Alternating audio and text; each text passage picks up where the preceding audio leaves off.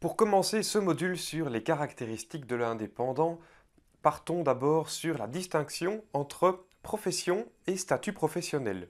Une profession, par exemple, c'est chauffeur routier et les statuts professionnels, par exemple, fonctionnaire, ouvrier, employé ou indépendant. Il en existe une multitude d'autres, mais ceux-ci sont les principaux. Et donc, un chauffeur routier indépendant, chauffeur routier, c'est une profession, c'est la profession du chauffeur routier. Et indépendant, c'est son statut social. Je remarque beaucoup d'erreurs en général quand on demande à quelqu'un, tiens, quelle est ta profession? Ah ben je suis indépendant. Non, sa profession c'est chauffeur routier, s'il est chauffeur routier naturellement, et son statut social c'est indépendant.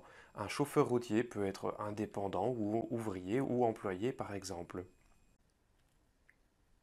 Comparons maintenant les statuts professionnels de fonctionnaire, ouvrier, employé avec Comparons maintenant les statuts professionnels de fonctionnaire, ouvrier et employé avec celui de l'indépendant.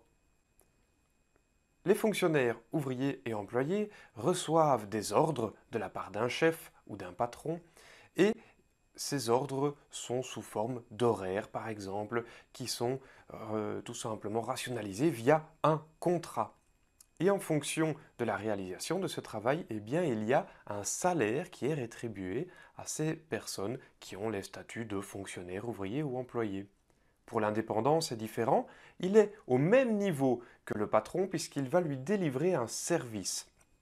Autant pour le fonctionnaire, l'ouvrier et l'employé, il y avait un lien de subordination, il y avait cette notion de chef, autant ici on voit que l'indépendant est au même niveau que son client. Ce n'est plus un chef, c'est un client.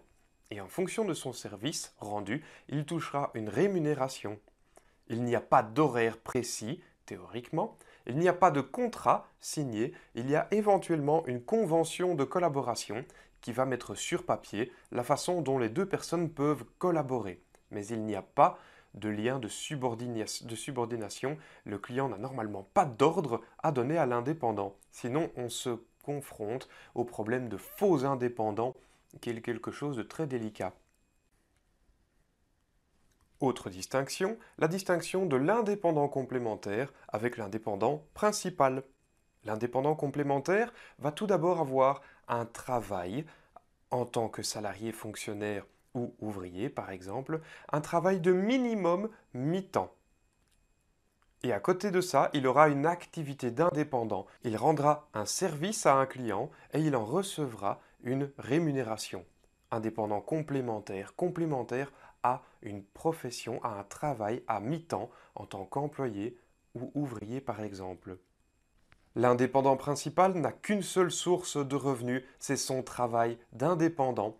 Et ce travail d'indépendant, il peut le réaliser avec un client, mais aussi avec d'autres clients. Le client 2 ou le client 3 sur cette image. Distinction supplémentaire, entreprise individuelle ou en personne physique, comme on peut parfois l'appeler, ou entreprise en société ou en personne morale, comme on peut parfois l'appeler. La personne physique va directement rendre un service au client et recevoir une rémunération.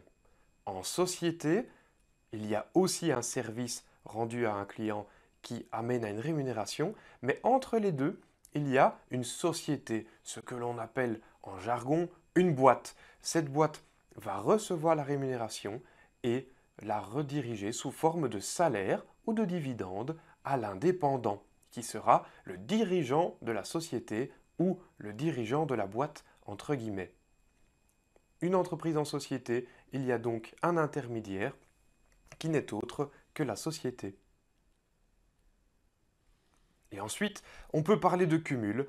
Par exemple, un indépendant complémentaire, c'est-à-dire qui a un travail en tant qu'ouvrier ou employé au moins à mi-temps, peut, par exemple, être indépendant complémentaire en société, c'est-à-dire facturer des services à un client via une société entre deux, et peut même rendre des services à d'autres clients en personne physique directement, sans qu'il y ait de société entre les deux. Ceci est évidemment une situation un peu complexe, mais c'était pour vous montrer qu'on pouvait être indépendant complémentaire, facturer une partie en société et l'autre partie en personne physique. Parlons maintenant des trois catégories d'indépendants. La première, ce sont les commerçants. La deuxième, ce sont les artisans. Et la troisième, ce sont les professions libérales. Faisons un zoom sur les commerçants. Les commerçants vont délivrer une marchandise et recevoir en retour, eh bien forcément, de l'argent. Par exemple, ce sont les vendeurs de voitures. Un artisan va de son côté délivrer un service matériel.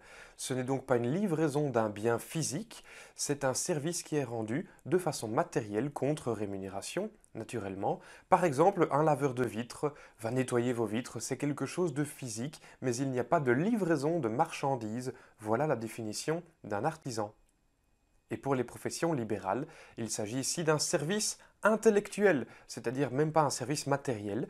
On ne voit pas après son passage que les choses ont changé. Par exemple, un avocat, votre portefeuille sera plus vide, mais il n'y aura pas de manifestation physique de ce service intellectuel qui est rendu. Voici donc la différence entre les trois grandes catégories d'indépendants, les commerçants, les artisans et les professions libérales. Le point commun entre ces trois catégories d'indépendants, c'est qu'ils payent des cotisations sociales exactement de la même façon et qu'ils bénéficient de la même sécurité sociale.